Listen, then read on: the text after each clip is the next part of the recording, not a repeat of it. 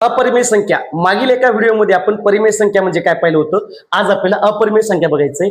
अपरिमेय संख्या म्हणजे मित्रांनो अशा संख्या ज्यांना पी छेद क्यू रूपामध्ये लिहिता येत नाही अशांना म्हणायचं अपरिमेय संख्या.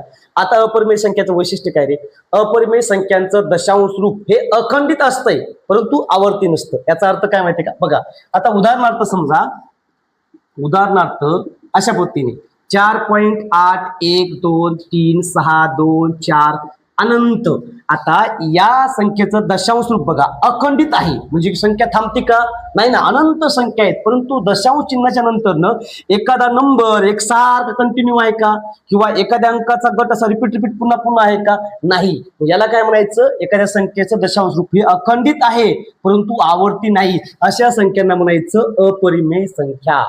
मग तुम्हाला कोणी म्हटलं की अपरिमेय संख्या ह्या कर्निष्ठ चिन्हामध्ये लिहून दाखवा, तर कशा लिहून दाखवायचं माहितीये का? आता कर्निष्ठ चिन्हामध्ये लिहिली जाणारी संख्या पहिल्यांदा काय म्हणायचं? बघ, ज्या संख्या पूर्ण वर्ग संख्या नाहीत अशा संख्या वर्गमुळात लिहिणे त्या सर्व संख्यांना अपरिमेय संख्या म्हणायचं.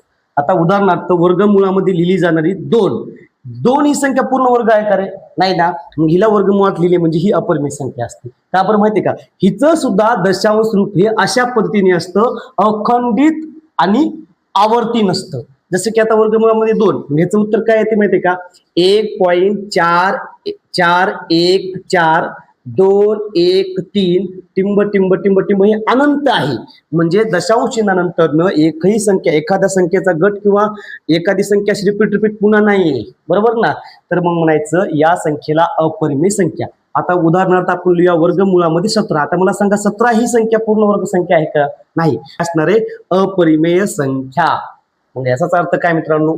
आपल्या जे काही परिमेय संख्या आपण बघितले ना, ज्या पी छेद क्यू रूपामध्ये लिहिता येतात किंवा मग वर्गमुळामध्ये लिहिलेल्या पूर्ण वर्ग संख्या आणि पूर्ण घनसंख्या परिमेय संख्या बघितल्या किंवा मग दशांश चिन्हामध्ये बघितले लिहिल्या जाणाऱ्या आपल्या दशांश चिन्हाच्या नंतर एखादा अंक किंवा एखादा अंकाचा विशिष्ट गट रिपीट येतो त्याला आपण परिमेय संख्या म्हणतो. हे जे आपोआप सगळे सोडून द्यायचे, मग उरलेल्या सगळ्या संख्या म्हणजे अपरिमेय संख्या.